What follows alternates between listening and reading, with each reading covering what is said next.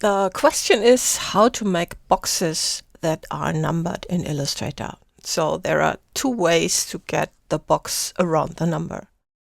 The first one is you start with the number. So I'm just typing the number, and then it really helps if you know the formatting in order to enter precise values. So let's get this to 60 points. And now you need the appearance panel, which is this one here. And then you enter a new fill or a new stroke just as you want it. I'm going to use a fill. So let's make this red. And it currently has the same shape as the text, but we're going to change that using Effect, Convert to Shape, and then you can choose either rectangle or ellipse or rounded rectangle. So I'm going to use a rectangle. And now you can enter either absolute or relative values. So I'm going to use relative because we need to see something. Let's set this to additional 6 and 6. So this will always be 6 additional millimeters wide or high.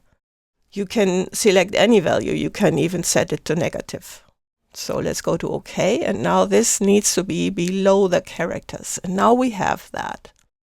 So when I now make a duplicate of this and select the number and enter something different, then you see the width of this changes. And that's why having it absolute is more convenient for this. But then you need to know which text size you want to have.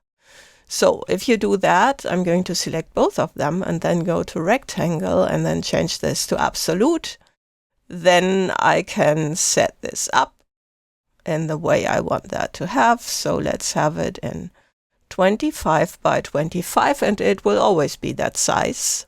So if I now need to use the number 2378, then my box is too small. So those are the upsides and the downsides of having this in absolute. The other method is you start with an area text like this. So you use the text tool and make this shape. You can hold down Shift and then get this. And then you can enter a number into that like this.